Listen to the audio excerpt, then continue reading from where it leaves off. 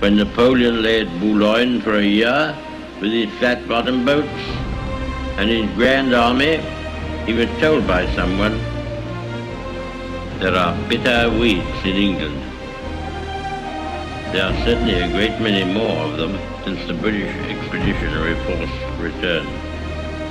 Sir, I have myself full confidence that if all do their duty, if nothing is neglected, and if the best arrangements are made, as they are being made, we shall prove ourselves once more able to defend our island home, to ride out the storm of war, and to outlive the menace of tyranny, if necessary for years, if necessary alone.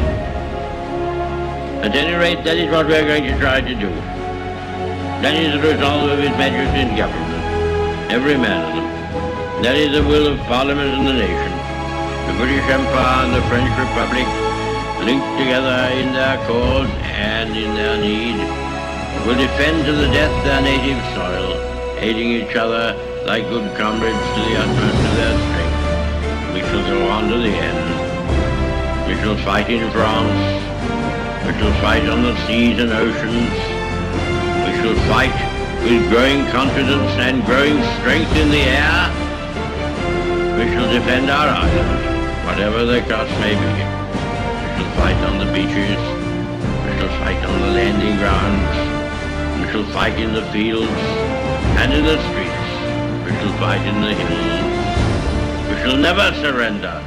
And if, which I do not for a moment believe, this island or a large part of it were subjugated and starving, then our empire beyond the seas, armed and guarded by the British fleet, would carry on the struggle until, in God's good time, the new world.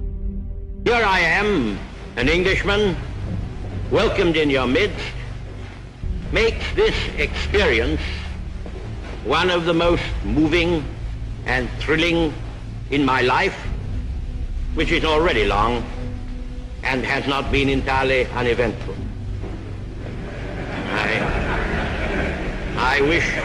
I wish indeed that my mother, whose memory I cherish across the veil of years, could have been here to see. By the way, I cannot help reflecting that if my father had been American and my mother British, instead of the other way around, I might have got here on my own.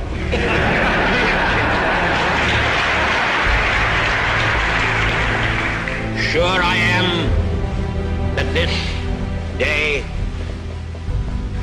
now, we are the masters of our fate. That the task which has been set us is not above our strength. That its pangs and toils are not beyond our endurance. As long as we have faith in our cause and an unconquerable willpower, salvation will not be denied us.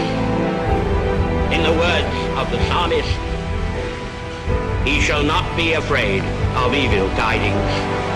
His heart is fixed, trusting in the Lord. Not all the tidings will be evil. On the contrary, mighty strokes of war have already been dealt against the enemy. The glorious defense of their native soil by the Russian armies and people.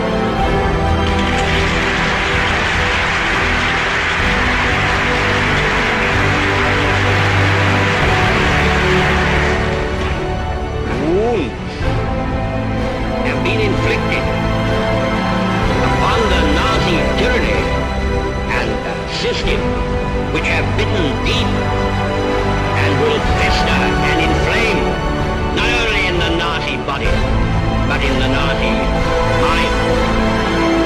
The boastful Mussolini has crumbled already. He is now but a lackey and a serf, the merest utensil of his master's rule.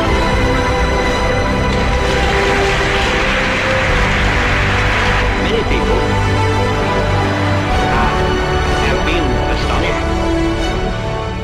man should in a single day have plunged into war against the United States and the British Empire. What kind of a people do they think we are? Is it possible they do not realize that we shall never cease to persevere against them until they have been taught a lesson which they and the world will never forget?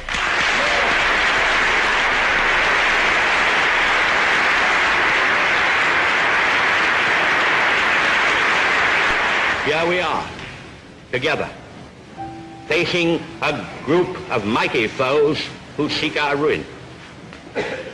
Here we are, together, defending all that to free men is dear.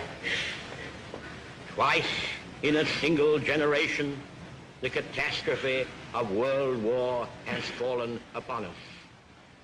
Twice in our lifetime,